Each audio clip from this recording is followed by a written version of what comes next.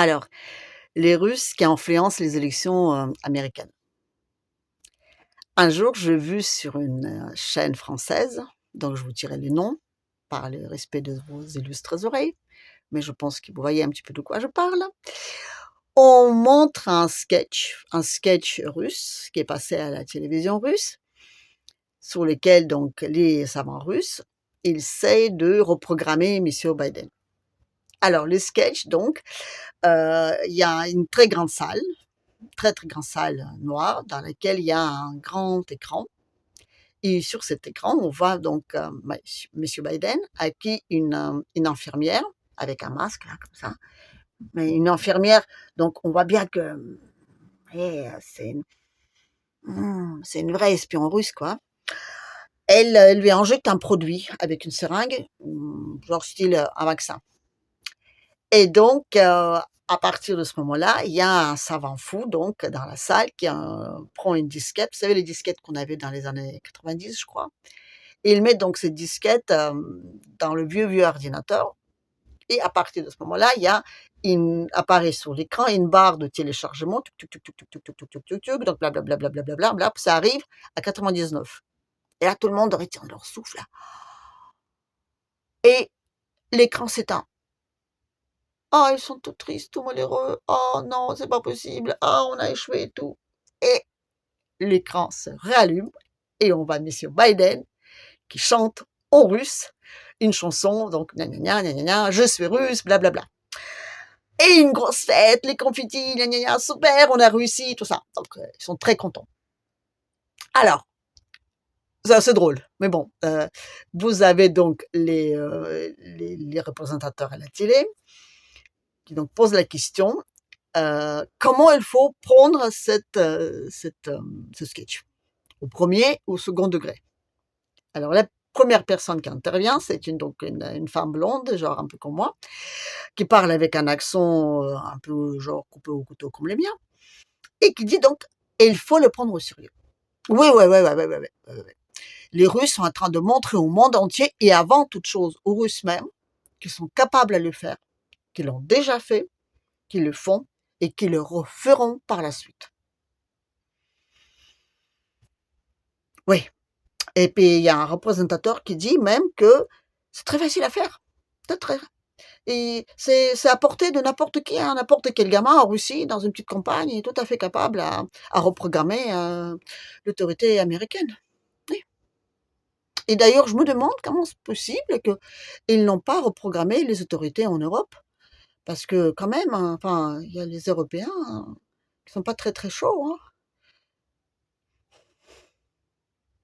Cela dit, si on se pose la question réellement,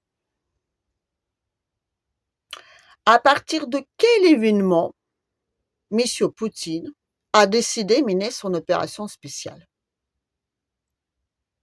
Qui c'est qu'il est venu voir juste avant? Qui a fait de sorte qu'en vouloir mettre la Russie aux genoux, on a détruit toute l'économie européenne? Qui a fait de sorte qu'aujourd'hui, enfin, on est plus que surendetté et puis que finalement la guerre, on n'est pas très sûr de la gagner, quoi? Qui a mis madame Leyen au pouvoir? Qui a fait tout ça? Qui a aidé finalement aux Russes d'être là où ils sont aujourd'hui? Ça veut dire que, carrément bien plus haut que nous tous, quoi, les Européens, enfin, je veux dire, mmh, mmh, les États profonds, les oligarques, tout ça. Non, non, non, non, non. Macron est mis là par des Russes. C'est un agent double. Macron est un agent double russe. C'est très clair. Là, maintenant, quand je vois ça, je comprends tout, mais tout, tout, tout. Tout est clair comme l'eau de roche. Oui, bien sûr. Enfin, bref, hein, tous les gens qui sont au pouvoir en Europe, ce sont des agents russes. C'est normal. Les Russes, ils sont partout. Partout, partout. Il faut avoir peur de Russes. Parce que regardez ce que le pouvoir a en place aujourd'hui, les pouvoirs européens font à l'Europe. Si c'est pas des agents russes, Mais je sais pas ce que ça peut être. Non, mais franchement. Bref, revenons à notre vidéo. Donc, à un moment, on intervient un youtubeur.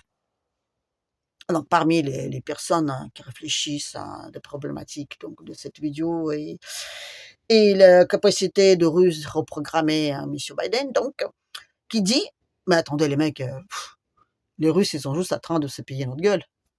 Regardez, non, mais c'est ridicule, même leur truc complètement suréné. Enfin, bref, certes, il faut être un geek. Il faut être un geek, hein. Je suis un geek. Pour comprendre que la Lady Scat, il nous... Non, bah quand même, hein, les mecs, hein, faut pas exagérer. Hein. Bref.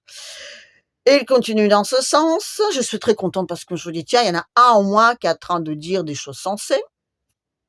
Mais je pense que quelqu'un a dû lui souffler dans les oreilles parce que 2 minutes après, il commençait à redire des trucs qui avaient vraiment peu de sens. Et puis il y en a un même qui disent mais oui, mais c'est normal que c'est des Russes parce qu'ils l'ont mis en vrai. Regardez, monsieur Prigogine a bien dit que c'est lui qui a tout manigancé. Oui, et même sa société, bon, lui, il n'est plus là aujourd'hui, mais sa société a été reprise et elle refonctionne. Et là, je me dis, non, mais quand même, les mecs, travaillez vos dossiers un tout petit peu. Parce qu'ils disent que sa société est reprise, ils montrent un grand bâtiment sur l'écran, et sur cet écran, il est écrit en russe, en grosses lettres rouges, bâtiment à louer. Attendez là, bâtiment à louer avec un numéro de téléphone, appelez là, genre pour... Mais si cette entreprise est reprise, enfin, montrez un autre bâtiment, peu importe, mais enfin, réfléchissez, intéressez-vous à ce qui est écrit dessus, quoi. Comment peut-on reprendre un bâtiment et une entreprise qui est là en grosses lettres à louer, quoi. Enfin, c'est drôle. C'est pas la blague qui est drôle. Ce qui est drôle, c'est les réactions de toutes ces personnes, celles-ci, qui expliquent comment ça fonctionne. Et d'ailleurs, vous savez que aux Français, enfin aux Européens, les Russes n'ont pas interdit les chaînes européennes. On peut très facilement voir BFM Télé, CNews, LCI. D'ailleurs, LCI, on les considère comme une chaîne humoristique. Ah oui, parce que comment pouvez-vous penser qu'on peut prendre ça au sérieux? Non, mais ça tient pas la route, quoi. Il y a, enfin, cela dit, c'est vrai que l'humour russe est particulier. Je ne dirais pas que c'est un premier ou second degré, c'est un humour russe, c'est un degré russe. Voilà, degré russe. Pourquoi? Parce que les Russes, ils ont un énorme sens de dérision. Et quand on a un sens de dérision, on arrive à rire sur nous-mêmes, quand même, on ne doit pas être des très mauvais bougres. Hein. Enfin, franchement, mais bon. Et c'est vrai que ces temps-ci, on fait beaucoup, enfin, les Russes font beaucoup de blagues sur les Européens. Et d'ailleurs, les Français, ils ont fait un cadeau. Alors, un cadeau à tous les humoristes russes. Mais je me demande, mais qu'est-ce qui passe dans la tête de ce... Je vous dis, Macron, c'est un espion russe. C'est sûr et certain. Parce que quand même, parler des punaises de lit, alors, on n'en parle plus maintenant, mais les punaises de lit, juste avant les Jeux Olympiques. Ah ouais, allons tous en France choper des punaises de lit. Mais c'est un cadeau merveilleux que les Français ont fait aux humoristes russes parce que, putain, mais ils en ont pour, pardon, ils en ont au moins pour 2 ans de matériel à rigoler, quoi. D'ailleurs, j'ai vu une blague sur, sur une chaîne russe, enfin, sur YouTube, ça s'appelle, c'est une troupe, ça s'appelle Uralski Pelmeni, c'est-à-dire les pelmeni d'Oral. Alors, tous ceux qui savent parler russe, je vous conseille franchement d'aller regarder ça parce que c'est très drôle. Et donc, ils ont aussi un petit sketch, pour montrer aussi ça sur LCI, mais bon. Et ils ont donc un petit sketch qui montre 2 tables dans un très grand restaurant, donc sur lequel il y a d'un côté les gens qui viennent de, je sais pas, de lointaine Provence russe, et qui vont fêter Nouvel An, la réveillon de Nouvel An dans la capitale russe, dans un grand restaurant et tout, donc ils sont tout contents d'eux. Et puis à côté, il y a un couple de businessmen russes qui ont pris l'habitude de passer chaque réveillon dans les grands hôtels et restaurants parisiens. et là donc, une conversation s'entame entre les 2 et à un moment donc, ceux qui vont donc souvent en France et en Europe disent: «Oui, bah, vous comprenez cette année, c'est vrai que c'est un petit peu difficile parce que vous connaissez un peu les événements qui se passent là». Et puis les autres disent: «Oui, oui, oui, oui, oui, on est au courant, hein, les punaises de lit». Voilà. Donc oui, beh, les Européens, beh, ils ont des punaises de lit. Alors du coup, les Russes, beh, ils viennent plus en France parce qu'il y a des punaises de lit. Pas du tout parce qu'on leur donne pas de visa. Non, non, non, non, non. Non, mais franchement quand même parfois, mais n'exagérons pas enfin, c'est c'est nul quoi. C'est nul, c'est nul, c'est nul. Laissez les pauvres Russes tranquilles avec leurs blagues, prenez ça plutôt en rigolade, ça nous rendra tous un peu meilleurs quoi, non? Je sais pas.